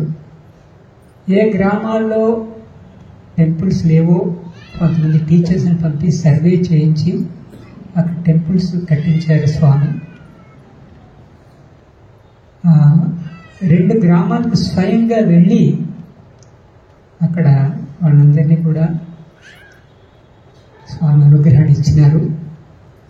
అప్పుడు ఆ వేసవి సెలవుల్లో మేము చాలామంది అక్కడ ఉండిపోయాము పుట్టపర్తిలో. స్వామి కూడా బృందావనం కానీ ఎక్కడికి వెళ్ళకుండా అక్కడే ఉన్నారు. అమ్మగొండమపాలెం అని అక్కడ కొంత ఫారెస్ట్ ఏరియా అనమాట, కొంత దూరంలో ఉన్నది. అక్కడ స్వామి ఉన్న రామాలయాన్ని స్వామి పునరుద్ధరించారు, మోడిఫై చేశారు. అక్కడి నుంచి రాగేపల్లిలో ఒక గ్రామం ఉంది, 2 కిలోమీటర్స్లో. అక్కడ ఒక న్యూ టెంపుల్ కట్టించారు. స్వామి మమ్మల్ని అక్కడికి ప్రతిరోజు కూడా సేవ చేయడానికి పంపారు, సోషల్ సర్వీస్. వెళ్ళి అక్కడ అప్రోచ్ రోడ్ చాలా సరిగ్గా లేవండి, మడ్ రోడ్ కన్స్ట్రక్ట్ చేసాము. అలా చేసిన తర్వాత ఒకరోజు స్వామి మమ్మల్ని అందరూ అక్కడ తీసుకెళ్ళారు. చల్లా సుబ్బారాయుడు అని రాజమండ్రి గురుకులం అంతా స్వామికి ఆయన డొనేట్ చేశారు. అప్పుడు పుట్టపత్రిలో ఉండేవారైనా ఆయన కూడా స్వామి తీసుకొచ్చారు. అమ్మగొండపాలెంలో ఒక హౌస్లో వీధిలో అరుగు మీద స్వామికి రెండు చేయలేదు, ఒక చేయలో స్వామికి వచ్చినారు, ఒక చేయలో చల్లా సుబ్బరాయుడు కూర్చున్నారు. స్వామికి 5 minutes చిన్న ప్రసంగం ఇచ్చారు. అందులో ఏం చెప్పారంటే, వాళ్ళందరూ కూడా పొలంలో పనిచేసుకునేవారంట, రైతులు పొలంలో పనిచేసేవాళ్ళు. మీరు రోజు కూడా మీ పొలాల్లో ఎంతో కష్టపడి పనిచేస్తున్నారు. అయిన తర్వాత సాయంత్రం ఈ రామాయణంలో కూర్చొని 5 నిమిషాలు నామస్మరణ చేయండి. చేస్తే మీరు పొలాల్లో 500 నిమిషాలు పని చేస్తే ఎంత ఫలితం వస్తుందో అంత ఫలితం ఇస్తాను మీకు. అంటే నామస్మరణ విశిష్టత గురించి చెప్పడం అన్నమాట. కలియుగంలో సులభమైన సాధన ఏమిటంటే నామస్మరణ. కానీ అంత చిన్నది కాబట్టి ఇంత ఫలితం ఉంటుందా అని మనకు అనుమానం ఉంటుంది అనమాట. కానీ సింపుల్గా చేయగలిగిన సాధన ఏమిటంటే అది నామస్మరణ. రూపం మహాయోగులు, మునులు, జ్ఞానులు కూడా ఆ అవతార స్వరూపాన్ని ధ్యానిస్తారట, స్మరిస్తారట. భాగవతం సుఖ మహర్షి పరీక్షిత్కి చెప్తూ కొన్ని సమయాల్లో కళ్ళు మూసుకుని భావ సమాధిలో వెళ్ళిపోయేవాడట. ఎందుకంటే అవి చెప్పేటప్పుడు ఆయనకు కృష్ణుడి రూపం తలుస్తున్నాడనమాట. అది పరీక్షిత్ అడుగుతాడనమాట, మీరు జ్ఞానులు. సుఖుడు ఏమిటంటే పుట్టుకతోటి కూడా జ్ఞానం ఉన్నదన్నమాట. నేను దేహం అనే భావం లేదు ఆయనకి. పుట్టుకతోనే మీకు జ్ఞానం వచ్చేసింది. మీరు కూడా అవతారం గురించి ఇంత విస్తృతి చెప్తున్నారు ఏంటంటే ఆయన చెప్తాడనమాట, అవతారంలో ఉన్న ఆకర్షణ, ఆ ప్రేమ అంతనమాట. జ్ఞానులు కూడా అవతార స్వరూపాన్ని స్మరిస్తే అంత ఆనందాన్ని పొందుతారనమాట. స్వామి చెప్తున్నారు, బెస్ట్ ధ్యానం ఏమిటంటే నీకు నచ్చిన దైవాన్ని ఫోటో తీసుకోండి, కాలు నుంచి తల వరకు ఉన్న ఫోటో. దాని ముందు కూర్చొని కింద నుంచి పై వరకు చూడండి, పైనుంచి కింద వరకు చూడండి, కళ్ళు మూసుకోండి. అదే నామాన్ని స్మరిస్తూ చిత్రించుకోండి హృదయంలో. మీరు పెయింట్ చేసినట్టు ఫస్ట్ కాళ్ళు, పాదాలు, కాళ్ళు, తొడలు, దేహం, చేతులు, ఫేసు, తల, అలా మీరు పెయింట్ చేసినట్టు సృష్టించుకోవాలి. ఆ తర్వాత పైనుంచి కింద వరకు మళ్ళీ అలాగే స్మరిస్తుంటూ రావాలి. అలా చేసుకుంటే కొన్నాళ్ళు చేస్తే ఆ రూపం మీరు ధ్యానం చేయనప్పుడు కూడా అలా నిలుస్తుంది అన్నమాట, మీ హృదయంలో నిలుస్తుంది. స్వామి చెప్తున్నారు, ఈ నామం రూపం ఇదే బెస్ట్ ధ్యానం అని. రామాయణం టైంలో కూడా రాముడు 14 సంవత్సరాలు అడవుల్లో ఉన్నప్పుడు, అడవులకి ఇది ఎందుకంటే కైకేయి వరాలు అడగటం పంపటం ఇది బాహ్యంగా జరిగింది. కానీ ఆయన ప్లాన్ ఏమిటంటే ఎంతోమంది ఋషులు తపస్సు చేస్తున్నారు, వాళ్ళు కూడా స్వామివారు రాముడు వెళ్ళి వాళ్ళకి కూడా దర్శన స్పర్శన సంభాషణ ఇవ్వాలి. వాళ్ళు యోగ్యులు, ఎందుకంటే అన్ని వదిలేసి ఆయన్నే స్మరిస్తూ ఉన్నారు. అది ప్రధానమైన నిర్ణయం అనమాట అయింది. ఆ వెళ్ళినప్పుడు కొన్నిసార్లు రాముడు ప్రసంగించేవారట వాళ్ళతో, వాళ్ళ డౌట్స్ క్లియర్ చేసేవారు. అది కొంత సమయం రోజులో. అది అయిపోయిన తర్వాత కూడా కొంతమంది ఋషులు అదిని చెట్టు వెనకాల కూర్చుని స్వామి బయట కూర్చుంటే రాముడు, స్వామి చెట్టు వెనకాల నుండి రాముడు దర్శనం చేసుకునేవారట. ఎందుకంటే మునులు కూడా అవతార స్వరూపాన్ని స్మరించడం అనేది అంత ప్రాముఖ్యత చేశారనమాట. అది నామస్మరణ, ఆ రూపాన్ని స్మరించడం, స్వామి విలువల్ని ఆదర్శాన్ని ఆచరించడం. స్వామి చెప్తున్నారు, మీరు రాముడి విగ్రహం, కృష్ణుడి విగ్రహం, సత్యసాయిబాబా ఫోటో పెట్టుకొని మీరు పూజిస్తారు, మంచిదే, అది భక్తే. కానీ అంతకంటే ఉన్నతమైన భక్తి ఏమిటంటే మీరు ఏ దైవాన్ని అయితే పూజిస్తున్నారో ఆ దైవం కొన్ని ఆదర్శాలను చూపెట్టారు. ఆ ఆదర్శాన్ని మీరు నిత్య జీవితంలో ఆచరిస్తే అది ఉన్నతమైన భక్తి. అంటే నామస్మరణ, రూపము, ఆయన ఆదర్శాలను మనం ఆచరించడం గురించి విశిష్టంగా చెప్తున్నారనమాట. ఈ మూడు చేస్తే మా స్వామి మనందరినీ కూడా మన జీవితాల్లో అండగా ఉండి దండగా ఉండి ఆయన చేర్చుకుంటారు. మనందరికీ కూడా ఆ శక్తినిచ్చి దీవించమని స్వామివారిని ప్రార్థిస్తూ నా ఈ మాటలు ముగిస్తున్నాను. సాయం.